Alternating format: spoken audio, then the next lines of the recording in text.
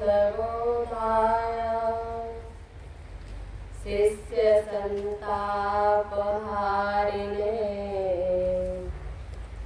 सच्चिदानन्दरूपाय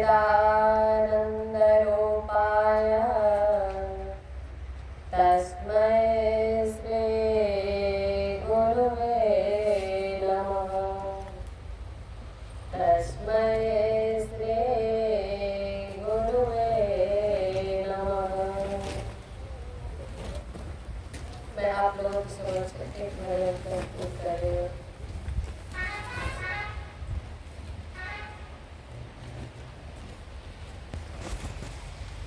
है मेरी गीत तेरे लिए राधा, ले हो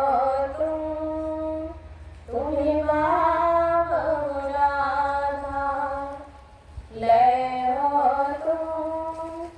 तुम ही माँ राधा। जब जब गाऊं बस यही चाहूं, रास रचाए कृष्ण और राधा, रास रचाए कृष्ण और राधा।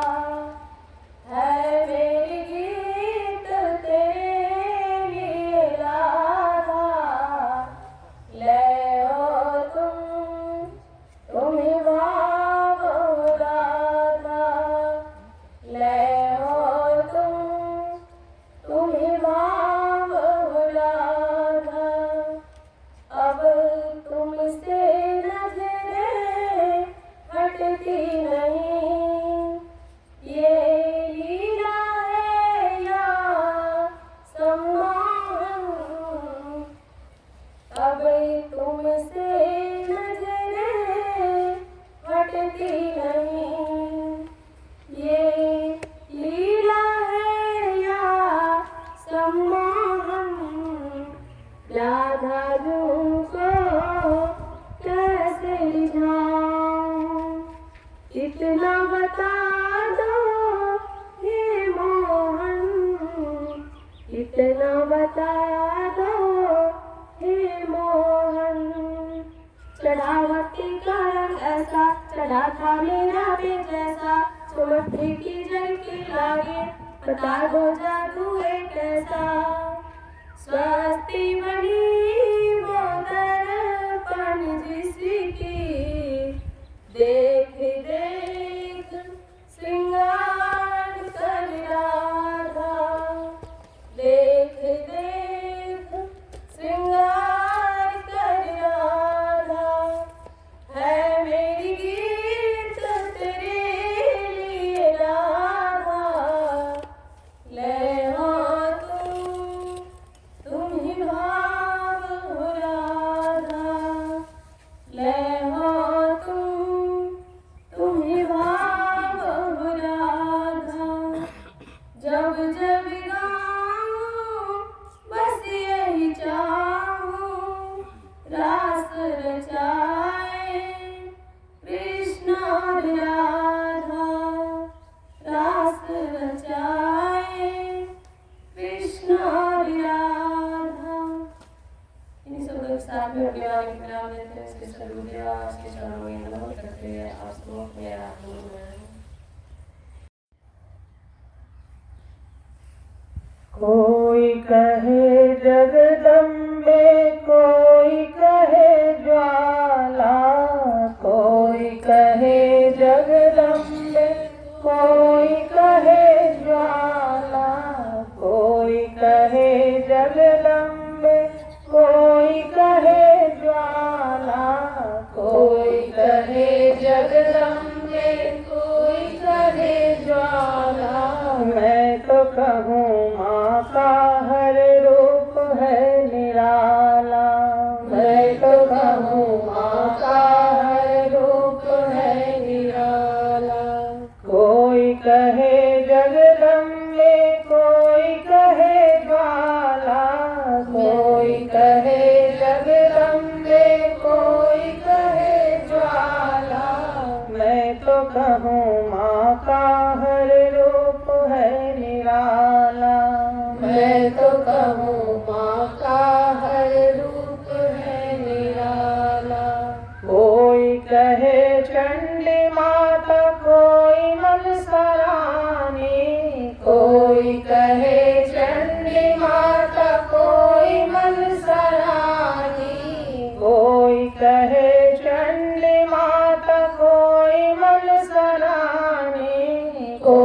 कोई कहे चंडी माता, कोई मनसा रानी। मैं तो कहूँ माँ का हर नाम मत वाला। मैं तो कहूँ माँ का हर नाम मत वाला। कोई कहे जगदम्बे, कोई कहे ज्वाला। कोई कहे जगदम्बे, कोई कहे ज्वाला। मैं तो कहूँ माँ का हर रूप है निराला। मैं तो कहूँ माँ का हर रूप है निराला। कोई कहे कालिका, तो कोई काल रात्रि। कोई कहे कालिका, तो कोई काल रात्रि। कोई कहे कालिका, तो कोई काल रात्रि। कोई कहे कालिका, तो कोई काल रात्रि। मैं तो कहूँ हर माने संकट है टाला। मैं तो कहूँ हर माने संकट है टाला। कोई कहे जगदम्बे, कोई कहे ज्वाला। कोई कहे जगदम्बे, कोई कहे ज्वाला। मैं तो कहूँ माँ का हर रूप है निराला। मैं तो कहूँ माँ का हर रूप है निराला।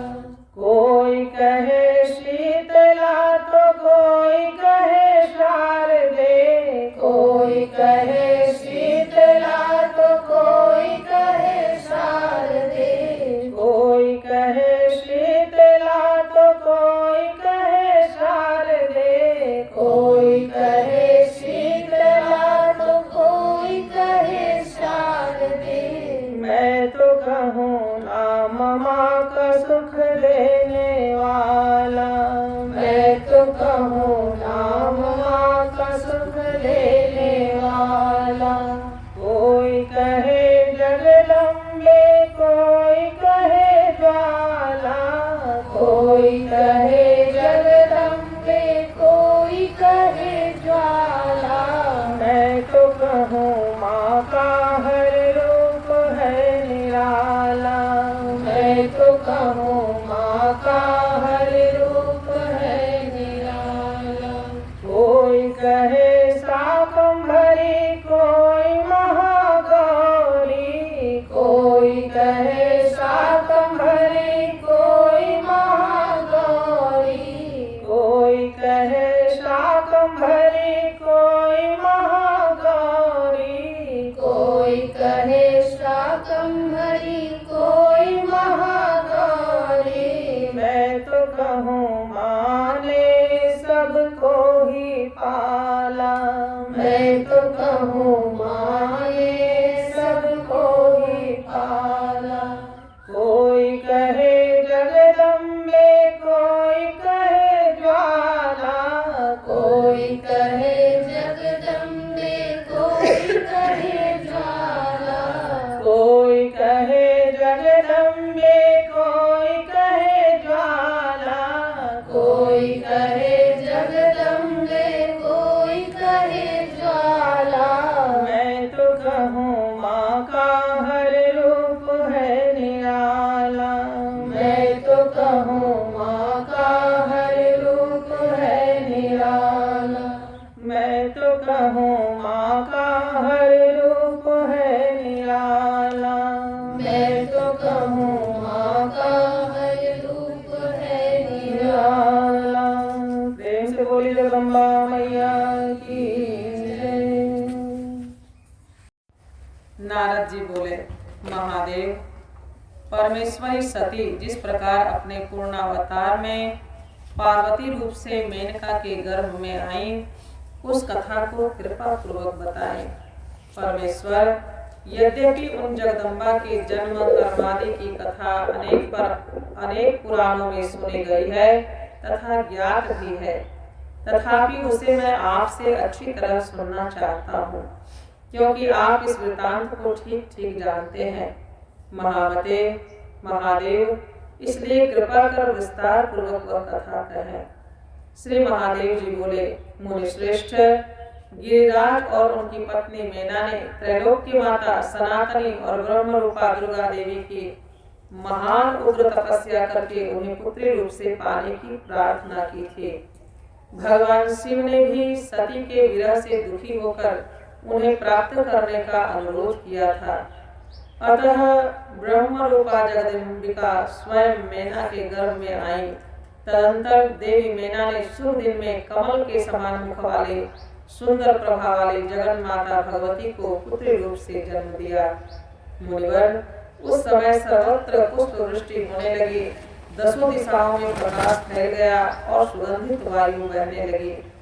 जब पर्वतराज ने सुना कि उनके यहाँ सुंदर कन्या ने जन्म लिया है, जो करोड़ों मध्याह्न कालीन सूर्य के समान तेजस्वी, 3 नेत्रों वाली, दिव्य स्वरूपा, बड़ी बड़ी आंखों वाली, 8 भुजाओं से युक्त और मस्तक पर अर्धचंद्र को धारण किए हैं, तो उन्होंने जान लिया कि सूक्ष्म परा प्रवृत्ति ने ही अपनी लीला से उनके यहाँ अवतार ग्रहण किया है।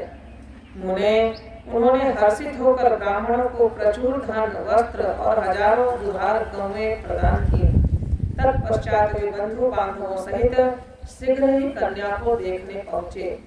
गिरिराज को आया जानकर मेना ने उनसे कहा, राजन, अपनी कमल नयनी पुत्री को देखिए, ये हम दोनों की तपस्या का फल है और सभी प्राणियों के कल्याण हेतु प्रकट हुई हैं। तब गिरिराज ने भी कन्या को देखकर उसे जगदम्बिका के रूप में जाना।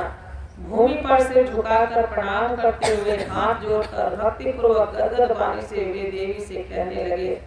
हिमालय बोले, माता विशालाक्षी, इस विलक्षण विचित्र रूप में आप कौन हैं? पुत्री, मैं आपको नहीं जान पा रहा हूँ, मुझे यथावत अपना वृतांत बताइए। श्री देवी बोली, परमेश्वर शिव की आश्रिता मुझे पराशक्ति समझो। मैं सारी सृष्टि का संचालन करती हूँ तथा शाश्वत ज्ञान और ऐश्वर्य की मूर्ति हूँ। मैं ही ब्रह्मा, विष्णु और महेश आदि की जन्मदात्री हूँ और सृष्टि स्थिति विनाश का विधान करने वाली मुक्तिदायिनी जगदम्बिका हूँ। मैं सबकी अंतरात्मा के रूप में स्थित हूँ और संसार समुद्र से उद्धार करने वाली हूँ। मुझे नित्यानंदमयी ब्रह्म रूपा नित्या महेश्वरी समझो। तात, तुम दोनों की तपस्या से संतुष्ट होकर मैंने अपनी लीला से तुम्हारी पुत्री बनकर तुम्हारे घर में जन्म लिया है। तुम बहुत भाग्यशाली हो। हिमालय बोले, माता, आपने नित्या होकर भी कृपा पूर्वक मेरे घर में पुत्री रूप से जन्म लिया है। यह मेरे अनेक जन्मों में किए पुण्यों का ही फल है तथा इसे मैं अपना सौभाग्य मानता हूँ। मैंने आपका यह रूप देख लिया।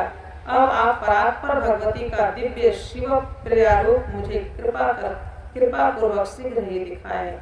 विश्वेश्वरी, आपको नमस्कार है। श्री देवी बोली, पिताजी, मैं आपको दिव्य चक्षु प्रदान करती हूँ, जिससे मेरे ऐश्वर्यशाली रूप के दर्शन कर आप अपने हृदय का संशय मिटा लीजिए और मुझे ही सर्वदेवमयी समझिए। श्री महादेव जी बोले, ऐसा कहकर गिरिराज हिमवान को दिव्य दृष्टि प्रदान कर जगदम्बा ने अपने अलौकिक माहेश्वर स्वरूप के दर्शन कराए। उनका वह ज्योतिर्मय रूप करोड़ों चंद्रमाओं की प्रभा से युक्त था। उनके मस्तक पर अर्धचंद्र की सुंदर लेखा विराजमान थी। उनके हाथ में श्रेष्ठ त्रिशूल और मस्तक पर जटाएं सुशोभित हो रही थीं। हजारों कालाग्नि की आभा के समान उनका रूप भयानक और उग्र था। उनके 5 मुख और 3 नेत्र थे तथा उन्होंने सर्प का यज्ञोपवीत धारण कर रखा था। इस प्रकार व्याघ्र चर्म को धारण किए हुए तथा श्रेष्ठ सर्पों के आभूषण से सुशोभित उनके रूप को देखकर हिमवान बड़े चकित हुए। तब उनकी माँ मीना ने कहा कि मुझे अपना दूसरा रूप दिखाइए। तब जगदम्बा ने अपने उस माहेश्वर रूप को तिरोहित करके तत्क्षण ही दूसरा रूप प्रकट किया। मुनिश्रेष्ठ, उन सनातनी विश्वरूपा जगदम्बा की आभा शरद काल के चंद्रमा के समान थी। सुंदर मुकुट से उनका मस्तक प्रकाशमान था। वे हाथों में शंख, चक्र, गदा एवं पद्म धारण किए हुए थे। उनके 3 सुंदर नेत्र थे। उन्होंने दिव्य वस्त्र, माला और गंधानुलेप धारण कर रखा था। वे योगिंद्र वृंद से वंदनीय थे। उनके चरण कमल अति सुंदर थे तथा अपने हाथ, पैर, आंख, मुख, सिर आदि दिव्य विग्रह से वे सभी दिशाओं को व्याप्त किए हुई थी। इस प्रकार परम अद्भुत उस रूप को देखकर हिमवान ने अपनी कन्या को पुनः प्रणाम किया और विस्मय पूर्ण विकसित नेत्रों से देखते हुए बोले। हिमालय बोले, माता, आपको आपका यह श्रेष्ठ रूप ही परम ऐश्वर्य से संपन्न है, जिसे देखकर मैं चकित हूँ। मुझे तो कोई अन्य ही रूप दिखाइए। परमेश्वरी, आप जिसकी आश्रय हैं वह व्यक्ति निश्चित ही असोच्य और धन्य है। माँ, कृपा पूर्वक मुझ पर अनुग्रह करें, आपको बारंबार नमस्कार है। श्री महादेव जी बोले, अपने पिता पर्वतराज के द्वारा ऐसा कहने पर जगदम्बा पार्वती ने अपने उस रूप को भी समेटकर एक दिव्य रूप धारण किया। नील कमल के समान सुंदर श्याम वर्ण एवं वनमाला से विभूषित उस रूप की चारों भुजाओं में शंख, चक्र, गदा और पद्म सुशोभित थे। उनके उस रूप को देखकर शैलराज हाथ जोड़कर अत्यंत हर्षपूर्वक ब्रह्मा, विष्णु तथा शिव स्वरूपा सर्वदेवमयी उन आदि शक्ति जगदम्बा का इस स्तोत्र से स्तवन करने लगे। हिमालय बोले, माता, आप प्रसन्न हो, आप परम शक्ति हैं, आप में सब कुछ सन्निहित है। आप ही इस चराचर जगत की अधिष्ठात्री और परम आश्रय हैं। शिवे, आप ही सब कुछ हैं। इस त्रिभुवन में आपके अतिरिक्त अन्य कोई तत्व विद्यमान नहीं है। आप ही ब्रह्मा, विष्णु और महेश हैं तथा आप ही पराशक्ति हैं। आपकी अचिंत्य लीला का वर्णन मैं कैसे करूं, जिसका ब्रह्मादि भी पार नहीं पा सकते। विश्वेश्वरी, आप ही स्वाहा रूप से सभी देवताओं की तृप्ति कारिका, स्वधा रूप से पितरों की तृप्ति का कारण और महादेव प्रिया है। आप ही हव्य और कव्य हैं। आप ही नियम, यज्ञ, तप और दक्षिणा हैं। आप ही स्वर्गादि लोगों को प्रदान करने वाली हैं तथा समस्त कर्मों का फल प्रदान करने में आप ही समर्थ हैं। महादेवी, आपको प्रणाम है। माता, जिस आपके पर से भी परतर सूक्ष्मतम रूप का योगी जन शुद्ध ब्रह्म के रूप में वर्णन करते हैं, शिवे, वह आपका मोहक रूप मन और वाणी के लिए अगम्य तथा त्रैलोक्य का मूल कारण है। वरदायिनी भगवती, मैं आपको भक्ति पूर्वक प्रणाम करता हूँ। विश्वेश्वरी, मेरी रक्षा करें। जगदम्बे, आप सहस्त्रों उदीयमान सूर्यों के समान आभा वाली, 8 भुजाओं से युक्त, विशाल नेत्रों वाली एवं मस्तक पर चंद्र रेखा से सुशोभित हैं तथा आप कल्याणकारिणी लीला पूर्वक स्वयं ही मेरे घर में जन्म लिया है। उदीयमान करोड़ों चंद्रमाओं की शीतल कांति से युक्त नयनों वाली त्रिनेत्रा बाल स्वरूपा आप भगवती जगत माता को मैं भक्ति पूर्वक प्रणाम करता हूँ। आप प्रसन्न हो। शिवे, आपका रूप चांदी के पर्वत की कांति के समान उज्जवल है। आपने सर्पराज का सुंदर आभूषण धारण किया है। दुर्जनों के लिए भय उत्पन्न करने वाले 5 मुख कमलों और भयानक 3 नयनों से आप सुशोभित हैं। अर्धचंद्र सहित जटाजूट को आपने मस्तक पर धारण कर रखा है। शरणदात्री विश्वजननी, आपको भक्ति पूर्वक मैं प्रणाम करता हूँ। अंबिके, आप प्रसन्न हो। भवानी, कोटि शरद चंद्र के समान उज्जवल रूप और दिव्य वस्त्राभरणों से आप सुशोभित हैं। आपका जगन मोहन रूप 4 दिव्य भुजाओं से युक्त है। ब्रह्मादि समस्त देवगण आपकी स्तुति करते हैं। माता, आपके चरण कमलों में मैं भक्ति पूर्वक प्रणाम करता हूँ। आप प्रसन्न हो। दुर्गे, जलधर की आभा युक्त नवीन और खिले हुए कमल के समान उज्जवल नेत्र वाला आपका रूप अपनी कांति से विश्व को विमोहित करने वाला है। आपके मुख पर मुस्कान सुशोभित है। आपके गले में वनमाला और अंगों पर रत्न जटित अंगद आदि आभूषण सुशोभित हो रहे हैं। जगत का उद्धार करने वाली देवी, मैं आपको भक्ति पूर्वक प्रणाम करता हूँ। अंबिके, कृपा करके आप प्रसन्न हो। जगदम्बे, आपके विश्वात्मक रूप और गुण को सर्वात्मना वर्णन करने में तीनों लोगों में देवता अथवा मनुष्य कोई भी सक्षम नहीं है। फिर मैं अल्पमति उसका कैसे वर्णन करूं? आप अपने स्वाभाविक गुणों से मुझ पर दया करते हुए अपनी परम माया से मुझे मोहित न करें। विश्वेश्वरी, आपको नमस्कार है। आज मेरा जन्म और तप सफल हुआ। जो त्रिलोक जननी, आप मेरी पुत्री के रूप में आई। माँ, मैं धन्य और कृतार्थ हुआ, जो कि आपने नित्य प्रकृति होकर भी अपनी लीला से पुत्री भाव से मेरे घर में जन्म लिया। मैं मेना के भी भाग्य की क्या सराहना करूं, जिन्हें अपने सैकड़ों जन्मों के अर्जित पुण्य के प्रभाव से त्रिलोक जननी की भी जननी होने का सौभाग्य मिला है। श्री महादेव जी बोले, मुने, इस प्रकार गिरिराज हिमालय के द्वारा प्रार्थना करने पर पर्वतराज पुत्री सहसा पूर्व के समान सुंदर रूप में हो गई। मेना भी यह देखकर चकित हुई और अपनी पुत्री को ब्रह्म स्वरूपिणी जानकर गदगद वाणी से भक्ति पूर्वक ऐसा कहने लगी। मेनका बोली, माता जगदम्बिका, मैं न तो आपकी स्तुति ही जानती हूँ एवं न भक्ति ही, फिर भी आप अपने करुणामय स्वभाव के कारण मुझ पर कृपा करती रहें। आप ही इस संसार की सृष्टि करती हैं, आप ही सभी कर्मों का फल प्रदान करती हैं, आप ही सभी का आधार हैं और आप ही सभी को व्याप्त करके स्थित रहती हैं। श्री देवी जी बोली, माता, आपने और पिताजी ने उग्र तपस्या से मुझ परमेश्वरी को पुत्री रूप में पाने के लिए आराधना की थी। आप दोनों के उस तप का फल देने के लिए ही लीला पूर्वक मैंने नित्य प्रकृति होकर भी हिमालय के द्वारा आपके गर्भ से जन्म लिया है। श्री महादेव जी बोले, मुनि श्रेष्ठ, तब गिरिराज हिमालय ने उन देवी को बारंबार प्रणाम करके हाथ जोड़कर ब्रह्म विज्ञान विषयक अपरोक्षानुभूति संबंधी ज्ञान की जिज्ञासा की। हिमालय बोले, माँ, आप बड़े भाग्य से मेरी पुत्री के रूप में आई हैं। यह आपकी लीला ही है, क्योंकि आप ब्रह्मादि देवगण और योगियों के लिए भी अगम्य और दुर्लभ हैं। महेश्वरी, मैं आपके चरण कमलों की शरण में हूँ। माँ, चूंकि आप काल की भी काल हैं, इसलिए आपको लोग महाकाली कहते हैं। आप मुझे कृपा पूर्वक उस उत्तम ब्रह्म विद्या की शिक्षा दें, जिससे मैं इस अपार संसार सागर को सरलता पूर्वक पार कर जाऊं। श्री पार्वती जी बोली, पिताजी, महामते, सुनिए, मैं उस योग का सार बताती हूँ जिसके जानने मात्र से प्राणी ब्रह्म स्वरूप हो जाता है। सद्गुरु से मेरे मंत्र को ग्रहण करके स्थिर चित्त हो साधक को शरीर, मन और वाणी से मेरा ही आश्रय ग्रहण करना चाहिए। मुमुक्षु उत्तम साधक को चाहिए कि वह मेरे ही चित्त और प्राण को लगाए।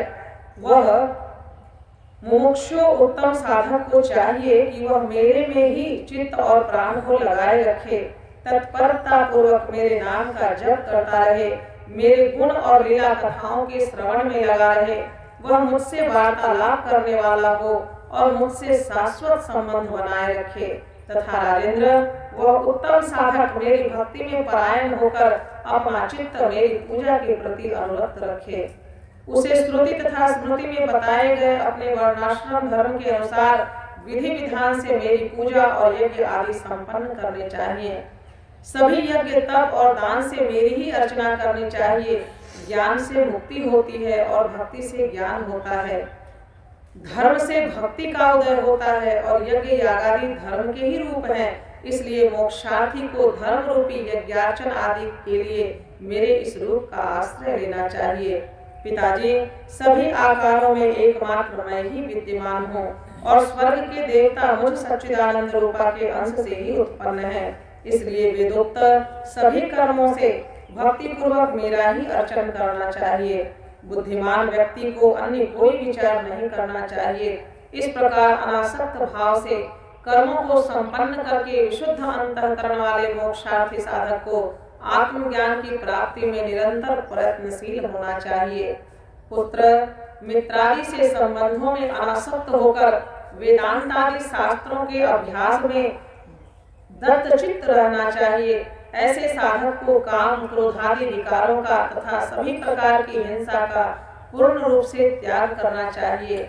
ऐसा करने से उसे निसंदेह पराविद्या का ज्ञान प्राप्त हो जाता है। महाराज, जब इस आत्मा की प्रत्यक्षानुभूति होती है, उसी क्षण मुक्ति हो जाती है। यह निश्चित बात, सत्य बात आपके लिए मैं बता रही हूँ। किंतु पिताजी, मेरी भक्ति से विमुख प्राणियों के लिए यह प्रत्यक्षानुभूति अत्यंत दुर्लभ है। इसलिए मोक्ष साधकों को यत्न पूर्वक मेरी भक्ति में ही संलग्न रहना चाहिए। महाराज, आप भी मेरे बताए अनुसार करेंगे तो संसार के समस्त दुखों से कभी बाधित नहीं होंगे। हिमालय बोले, माता, वह कैसी विद्या है जिससे मुक्ति प्राप्त होती है? महेश्वरी, आत्मा क्या है तथा उसका स्वरूप क्या है, यह मुझे बताइए। श्री पार्वती जी बोली, तात महामते, सुनिए, संसार से मुक्ति दिलाने वाली जो विद्या है उसके स्वरूप का मैं संक्षेप में वर्णन कर रही हूँ। बुद्धि, प्राण, मन, देह, अहंकार और इंद्रियों से अलग शुद्ध और अद्वितीय चित्त स्वरूप आत्मा मैं ही हूँ, ऐसा पूर्णतः निश्चित है। जिस ज्ञान के द्वारा आत्मस्वरूप का सम्यक अवबोध होता है वही विद्या है और उसी विद्या को ध्यान भी कहा जाता है। आत्मा निर्विकार, विशुद्ध तथा जन्म मरण आदि से रहित है। वह आत्मा बुद्धि आदि उपाधियों से रहित चिदानंद स्वरूप, आनंदमय, परम प्रभायुक्त, पूर्ण तथा सत्य ज्ञान आदि लक्षणों वाला है। वही एकमात्र अद्वितीय सर्वश्रेष्ठ आत्मा अपने प्रकाश से सभी प्राणियों के सूक्ष्म देहादि को प्रकाशित करते हुए सम्यक रूप से सबके भीतर विराजमान है। गिरिराज, इस प्रकार मैंने आपसे आत्मा के स्वरूप का वर्णन कर दिया। मनुष्य को एकाग्रचित्त होकर इस प्रकार के लक्षण वाले आत्मा का नित्य चिंतन करना चाहिए। देह आदि अनात्म पदार्थों में आत्मबुद्धि का परित्याग कर देना चाहिए, क्योंकि वैसी बुद्धि राग, द्वेष आदि दोषों का मूल कारण है। राग, द्वेष आदि दोषों से दोष युक्त कर्म ही संभव है। उनसे प्राणी जन्म मरण की प्रक्रिया से निरंतर बंधा रहता है। अतः शरीर आदि अनात्म पदार्थों में उस आत्मबुद्धि का परित्याग कर देना चाहिए।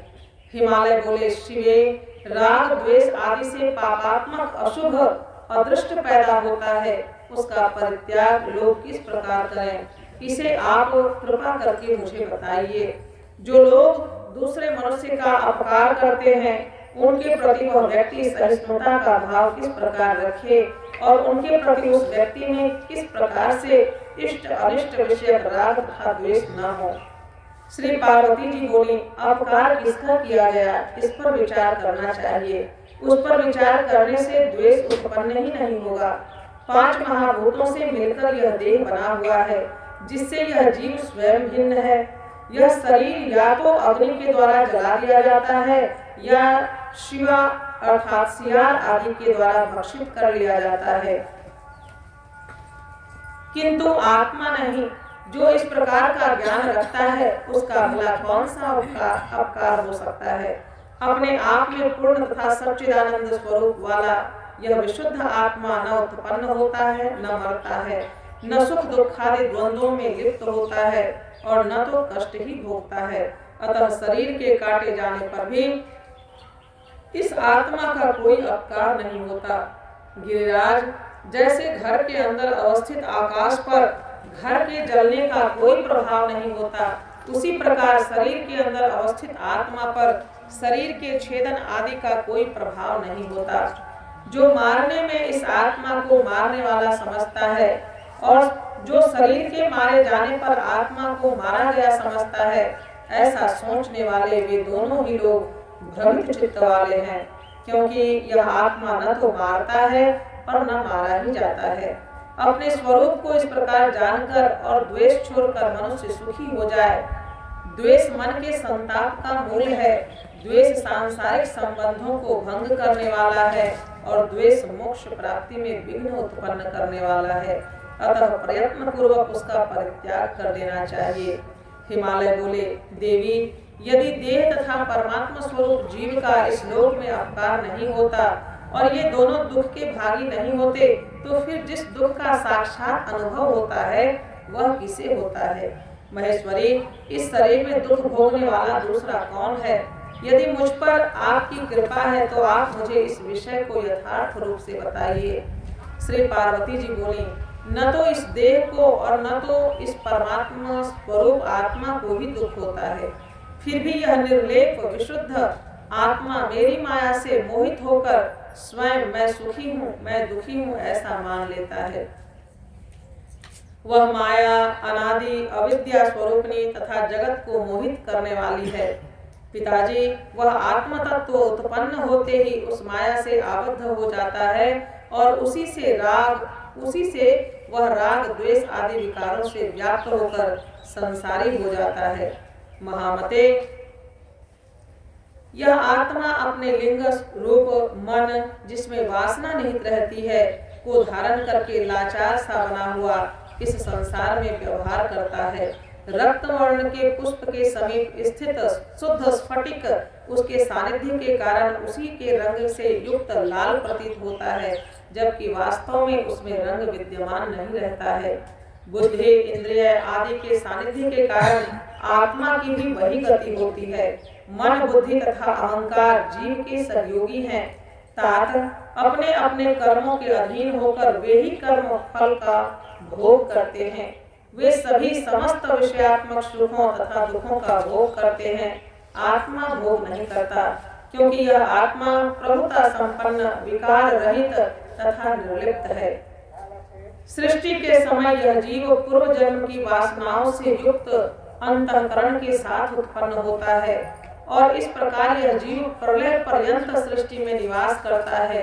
इसलिए महाराज, विद्वान पुरुष को चाहिए कि ज्ञान विचार के द्वारा इच्छित तथा अनिच्छित पदार्थों की प्राप्ति में मोह का परित्याग कर सुखी हो जाए।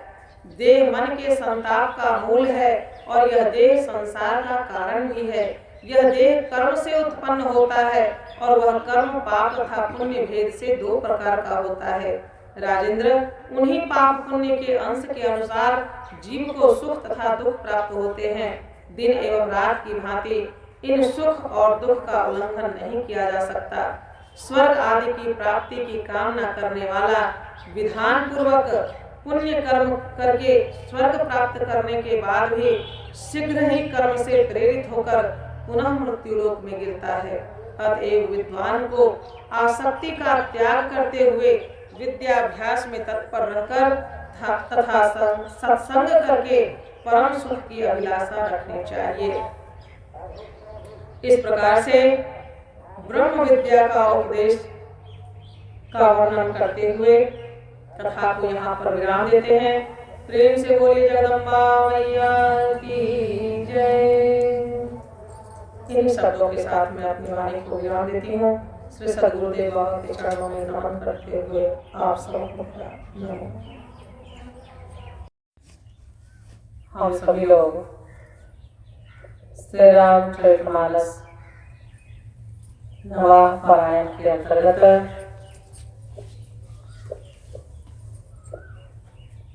बाल कांड के अंतर्गत भगवान के जन्म के पश्चात नामकरण के प्रसंग का पाठ करते हैं। पाठ में प्रवेश के लिए सर्वप्रथम विनियोग करते हैं।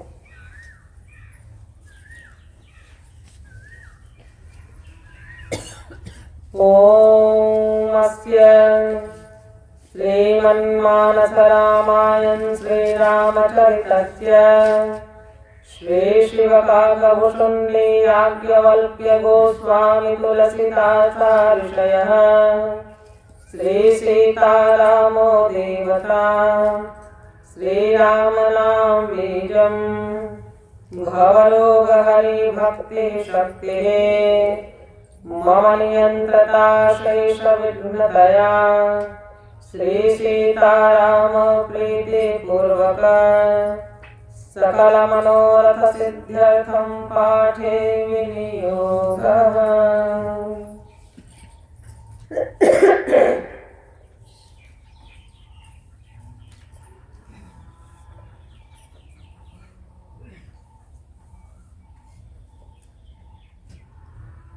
अथ मंगलाचरणम्। ओम यन्माया वशवर्ति विश्वमखिलम् ब्रह्मादिदेवासुरा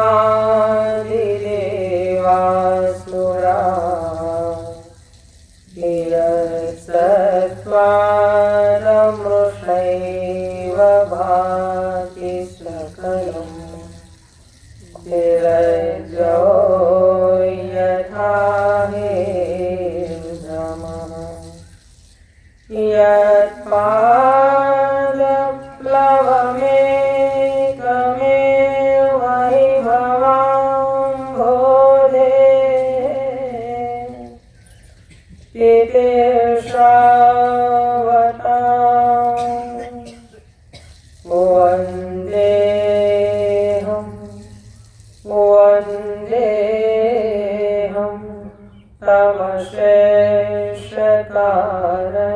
परम् रामाख्यमेषं हरिं रामाख्यमेषं हरिम्।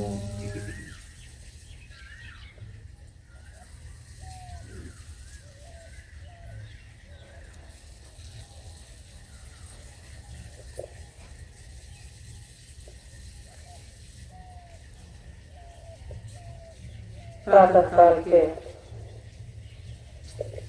पाठ के अंतर्गत हम सभी लोगों ने देखा कि भगवान का अवतार हो चुका है। लिंग मनुज अवतार निज इच्छा निर्मित तनो माया गुण गोपाल। बालकांड 192 लोहे के बाल की चौपाइयों का पाठ करते हैं। सोने से सुरुदन परम प्रिय वाणी संभ्रम चली आई सब रानी। हर्षित जह तह धाई दासी आनंद मगन सकल पुरवासी। दशरथ पुत्र जन्म सुनि काना मानहु ब्रह्मानंद समाना। परम प्रेम मन पुलक शरीरा चाहत उठन करत मति धीरा। जाकर नाम सुनत शुभ होई मोरे गृह आवा प्रभु सोई। परमानंद तुरी मन राजा कहा बुलाई बजावहु बाजा। वशिष्ठ कह गयहु हकारा आए द्विजन सहित नृप द्वारा।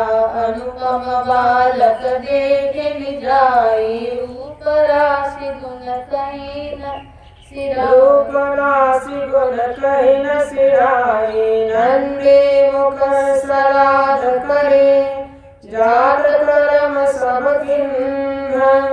हाटक धेनु बसन मने नृप विप्रणक दिन्ह। ध्वज पताक तोरण पुर छावा कहीं न जाय जेहि भांति बनावा। सुमन वृष्टि आकाश के होई ब्रह्मानंद मगन सब लोई। वृंद वृंद की चली लोगाई सहज श्रृंगार किए उठ ढाई। कनक कलश मंगल भरि थारा गावत बैठहि भूप द्वारा।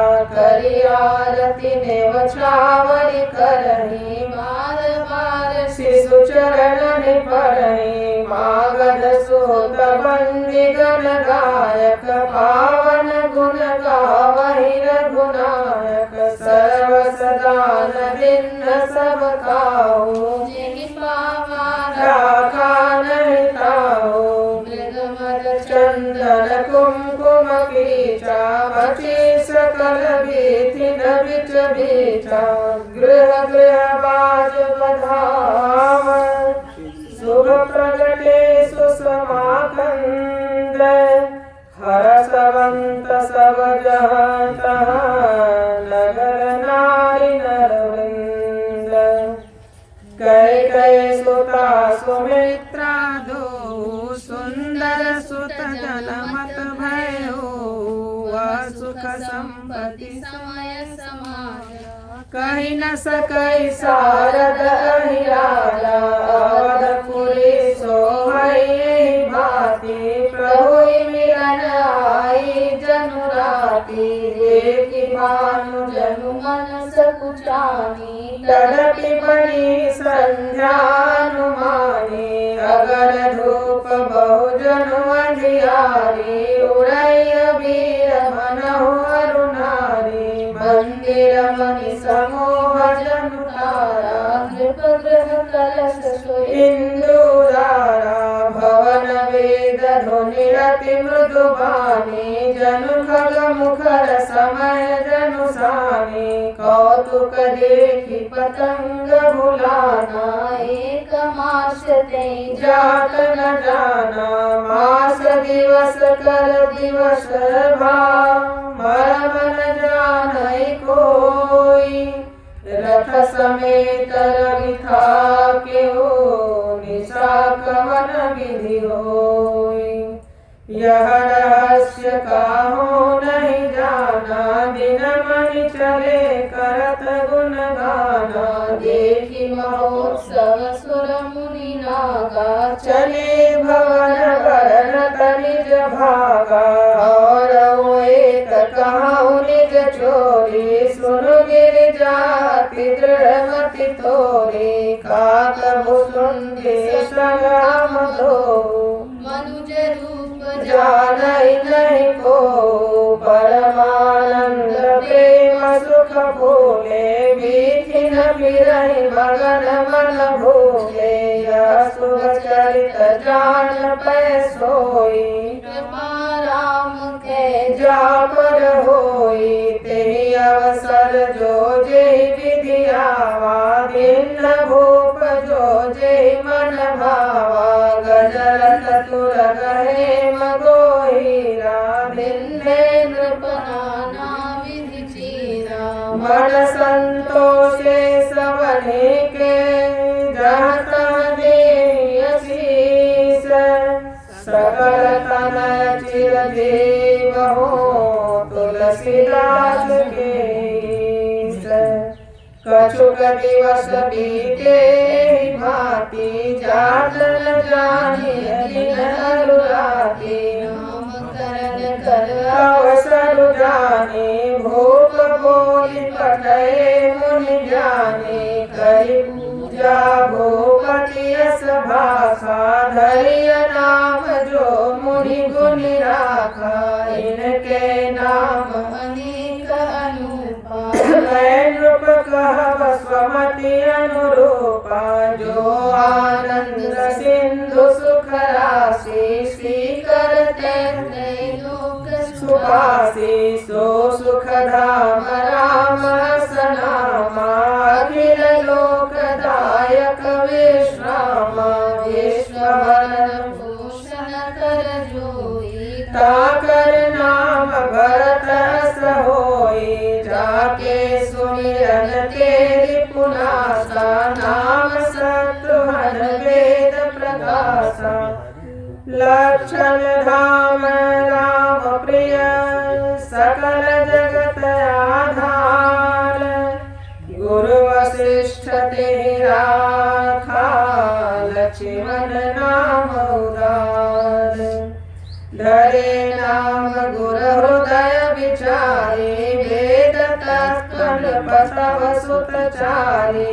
मुनि धन जन शिव प्राणा बाल के रसते सुख माना। बारे के निज हित पति जाने लक्ष्मण राम चरण रति माने। भरत शत्रुघ्न दून नौ भाई से प्रभु सेवक जसि प्रीति बढ़ाए। श्याम गौर सुंदर दो जोरे निरखै छवि जननी तृण तोरे। चारियुशील रूप गुण धामा तदपि अधिक सुख सागर रामा। हृदय अनुग्रह इंदु प्रकाशा सोचत किरण मनोहर हासा। कबहु छंग कबहु बर पलना मात दुलारहि कहि प्रिय ललना। व्यापक ब्रह्म निरंजन निर्गुण विगत विनोद।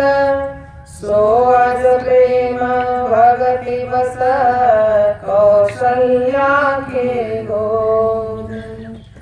सियावर रामचंद्र की जय पवन सुत हनुमान की जय। बोलो भाई सब संतन की जय।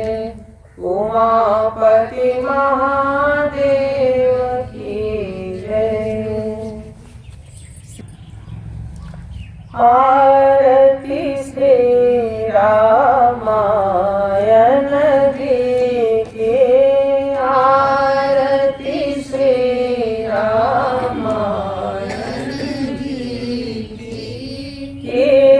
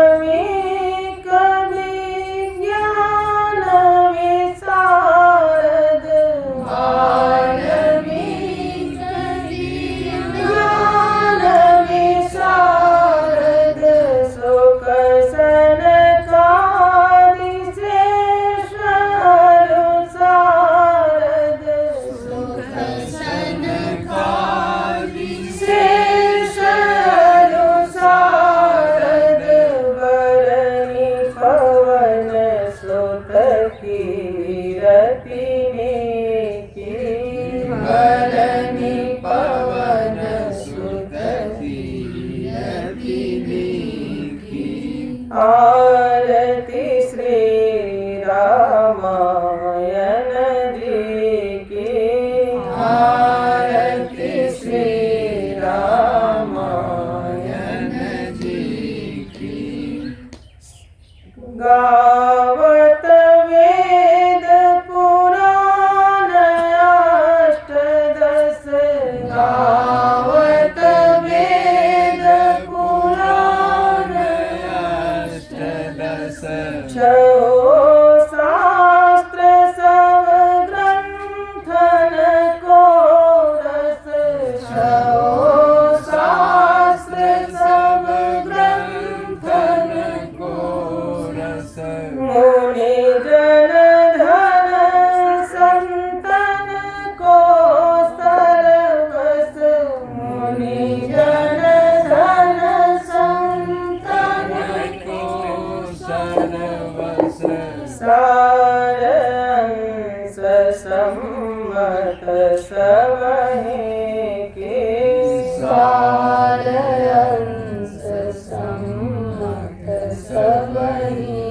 की आरती श्री रामायण जी की आरती श्री रामायण जी की गावत संतत शंभु भवानी गावत संतत शंभु भवानी अरुघट संभव मुनि विज्ञानी अरुघट संभव मुनि विज्ञानी व्यास आदि कवि वर्ज बखानी व्यास आदि कवि वर्ज बखानी कागभूषण गरुड़ के कागभूषण गरुड़ के की आरती श्री रामायण जी की आरती श्री रामायण जी की कलिमल हरि विषय रस फीकी कलिमल हरि विषय रस पीकी सुभग श्रृंगार मुक्ति जुबती की सुभग श्रृंगार मुक्ति जुबती की दलन रोग भव मोरियमी की दलन रोग भव मोरियमी की तात मात सब विधि तुलसी की तात मात सब विधि तुलसी की आरती श्री रामायण जी की आरती श्री रामायण जी की कीरति कलित ललित श्रिय पीकी कीरति कलित ललित श्रिय पीकी आरती श्री रामायण जी की आरती श्री रामायण जी की प्रेम से बोले सियावर रामचंद्र भगवान भगवान की जय।